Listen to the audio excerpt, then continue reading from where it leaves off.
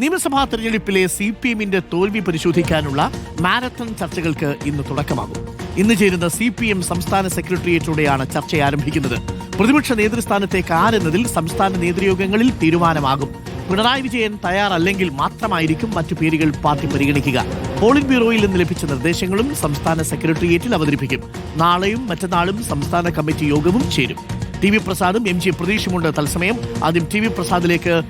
TV Prasad, ഇന്നലെ polit bureau യോഗം അവസാനിച്ച് മുഖ്യമന്ത്രിയും പാർട്ടി സെക്രട്ടറിയും പോളിറ്റ് ബ്യൂറോ അംഗം നമ്മുടെ വിജയരാഘവൻ സഖാവും ഒക്കെ തിരിച്ചെത്തിയിട്ടുണ്ട്. ഇന്നിപ്പോൾ സംസ്ഥാന സെക്രട്ടേറിയറ്റാണ് പോളിറ്റ് ബ്യൂറോയിൽ നടന്ന ചർച്ചയുടെ കാര്യങ്ങൾ സംസ്ഥാന സെക്രട്ടേറിയറ്റിൽ വിശദീകരിക്കും. ഭരണവിരുദ്ധ വികാരമില്ല, ഭരണമാറ്റമാണുണ്ടായത് എന്നുള്ളതാണ് പോളിറ്റ് ബ്യൂറോയുടെ പൊതുവായുള്ള വിലയിരുത്തൽ. എന്നാൽ പാളിച്ചകൾ ഉണ്ടായി പല കാര്യങ്ങളിലും എന്നുള്ളതാണ് പാർട്ടി വിലയിരുത്തിയിരിക്കുന്നത്. ഇന്നിപ്പോൾ സംസ്ഥാന സെക്രട്ടേറിയറ്റ് മുതൽ ഇനി അങ്ങോട്ട് ചർച്ചകൾ ആരംഭിക്കുകയാണ്. ഒരു സമ്മേളന കാലയളവിൽ എന്നതുപോലെയുള്ള കീറിമുറിച്ച ചർച്ചകൾക്കായിരിക്കുമോ ഇത്തവണ CPM വേദിയാവുക? പാർട്ടി സെക്രട്ടറി പറഞ്ഞതുപോലെ നിർഭയമായുള്ള ചർച്ചകൾ നടക്കുമല്ലോ, അല്ലേ പ്രസാദ്?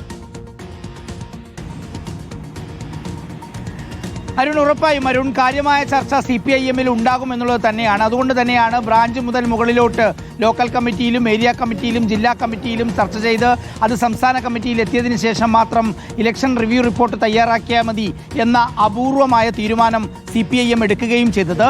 ഏതെങ്കിലും തെരഞ്ഞെടുപ്പിലുണ്ടായ തോൽവികൾ ജയങ്ങൾ അത് സാധാരണമാണ്. പക്ഷേ CPIM-നെ സംബന്ധിച്ചിടത്തോളം അതിൻ്റെ അടിത്തറ ഇളകിയ ഇലക്ഷനായിരുന്നു ഇത്തവണ സംഭവിച്ചത് എന്നുള്ളതാണ്. പ്രത്യേകിച്ച് പയ്യന്നൂരിലും തളിപ്പറമ്പിലും തൃക്കരിപ്പൂരിലും UDF-നുണ്ടായ വിജയം അതിൻ്റെ സൂചനയായിട്ടാണ് പാർട്ടി വിലയിരുത്തുന്നത്. അതുകൊണ്ട് പാർട്ടിക്ക് പറ്റിയ പിശകുകൾ എന്തെല്ലാമാണ് എന്ന് ആഴത്തിലുള്ള ചർച്ച. അപ്പോഴാണ് പറഞ്ഞത് എല്ലാം ധൈര്യമായി തുറന്നു പറയാം എന്ന ഒരു വരി കൂടി അന്ന് CPIM സംസ്ഥാന സെക്രട്ടറി MV ഗോവിന്ദൻ പരസ്യമായി പാർട്ടി അംഗങ്ങളോട് പറയുകയും ചെയ്ത്. ഇത് CPIM-നെ സംബന്ധിച്ചിടത്തോളം ഏറെ നിർണായകമായ ഒരു ഘട്ടമാണ്. നമുക്കറിയാവുന്നതുപോലെ എല്ലാ തെരഞ്ഞെടുപ്പ് കഴിയുമ്പോഴും അതിൻ്റെ ജയപരാജയങ്ങൾ കൃത്യമായി ചർച്ച ചെയ്യുന്ന ഒരു സംഘടനാ സംവിധാനമാണ് CPIM-നുള്ളത്. ഇത്തവണയാണെങ്കിൽ അത് കുറച്ചുകൂടി ഗൗരവമായിട്ടാണ്. കാരണം സംഭവിച്ച പാളിച്ചകൾ ഭാവിയിൽ ആവർത്തിക്കാതിരിക്കാനുള്ള സംഘടനാപരമായ തീരുമാനങ്ങൾ ഉൾപ്പെടെ ഈ പറയുന്ന പാർട്ടി യോഗങ്ങൾക്ക് ശേഷം കൈക്കൊള്ളും എന്നുള്ളത് തന്നെയാണ്.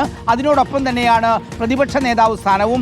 രൂക്ഷമായ വിമർശനം സെക്രട്ടേറിയറ്റ് അംഗങ്ങളുടെ ഭാഗത്തുനിന്ന് മുഖ്യമന്ത്രിക്കെതിരെയും പാർട്ടി സെക്രട്ടറിക്കെതിരെയും ഉണ്ടാവുകയാണെങ്കിൽ ഒരുപക്ഷെ തീരുമാനങ്ങൾ തന്നെ മാറിയേക്കാം. പിണറായി വിജയൻ മാറി നിൽക്കണം എന്നൊരു ആവശ്യമൊക്കെ ഉയർന്നു കഴിഞ്ഞാൽ എന്താണ് തീരുമാനം എന്ന കാര്യത്തിൽ ആർക്കും അറിയാനും കഴിയില്ല. എന്തായാലും ഇന്ന് പാർട്ടിയുടെ സംസ്ഥാന സെക്രട്ടേറിയറ്റാണ്. നാളെയും മറ്റന്നാളും സംസ്ഥാന സമിതി യോഗമാണ്. ഇന്ന് തന്നെ ഏകദേശം പ്രതിപക്ഷ നേതാവ് ആരെന്ന് അറിയാൻ കഴിയും.